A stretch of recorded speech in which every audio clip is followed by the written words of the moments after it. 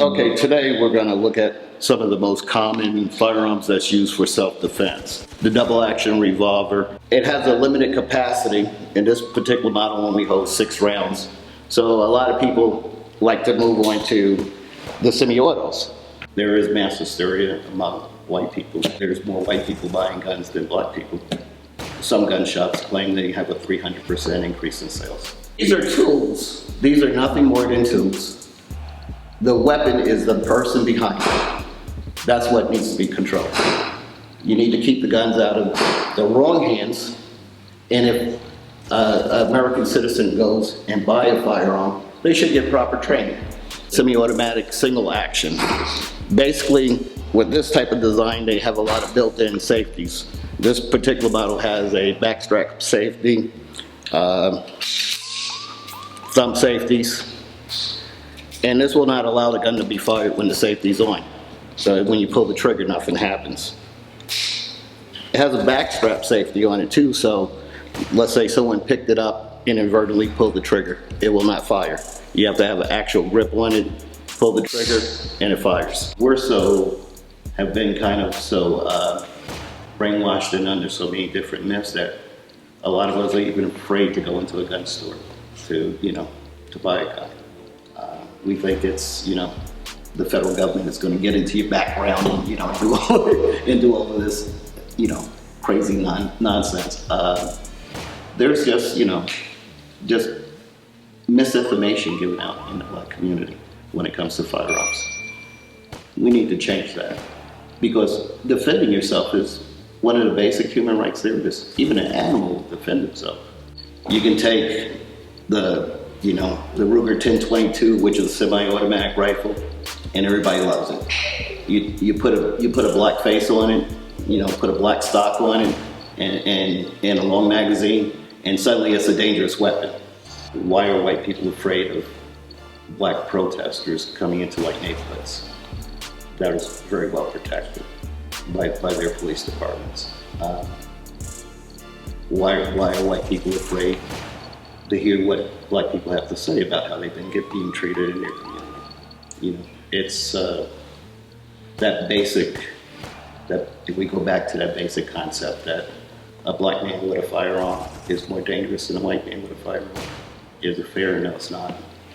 It's there though. So the only way you get to change that is by participating in the sports and let people see that you can be responsible with your firearms. Having firearms for the right reason. Keeping control of your firearms, not letting unauthorized people get to your firearms. What's unauthorized people? Kids, people with felons, people who can't buy a gun. Don't let them get to your guns. Don't give them ammunition, that kind of thing. Just basic common sense, rules. Control your firearms. Well, a black person with a gun is no more dangerous than a white person with a gun. You have to be properly trained. You have to understand the safety rules. You have to understand how to carry it. What is the purpose that you're carrying it for? If you want to just come out here and sports shoot, that's fine. If you want to have a gun in your home for self-defense in case somebody break in your home and try to attack you, well, you need one, because police are going to be 5 minutes late after you call 911. In my neighborhood, the police response time is like 1 minute 30 seconds. In some neighborhoods, it's a half an hour. And guess which neighborhoods those might be? Right, in a black neighborhood. They have created the atmosphere in our neighborhoods to make us feel like, only bad people have guns. Only bad things can come from a gun. And nothing's further from the truth.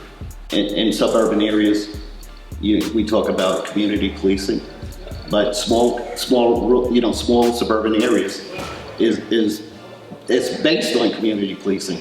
If you're black in a white neighborhood, you better believe every police officer knows who you are. 100%. That can be good, that can be bad, but they know who you are. Well, I'll tell you what I've been seeing in my classes for concealed carry. I've had occasions where, I have to turn around and say, hey, I'm one of them, right? They're really afraid that the black population is going to rise and attack them. there's maybe some of them who are subconsciously wishing for that, you know. They're they're stocking up for bear. I'm telling you. You know, it's kind of scary because some of the people are so afraid of this black population coming into their neighborhoods that I think they'll shoot first and ask questions later. Now, on the other hand, if you are black and you're driving in St. Louis and you get pulled over, the first thing they say is, you know, do you have any drugs in the car? Do you have any weapons in the car? It's the zookeeper mentality. These people are dangerous in this neighborhood. I'm here to keep them in their place. That's what the idea of driving back and forth through Ferguson with Confederate flags are. They're trying to spur these kind of problems to kick up.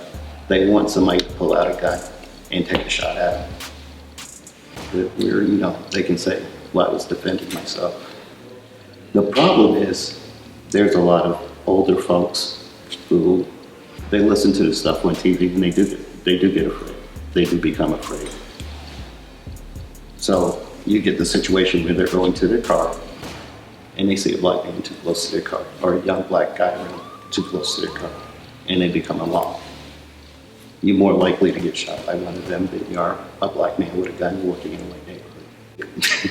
They say the economy's getting a little better, but a lot of middle-income people don't see it. And the jail institution is a big market. And who fills the jails most of them? 80% of those are, you know, of the population is inmates, prisoners, whatever way you want to call it. We're incarcerated. You're incarcerated, you lose your rights. You can't vote. You can't bear arms. Man, you can't even get a decent job anymore.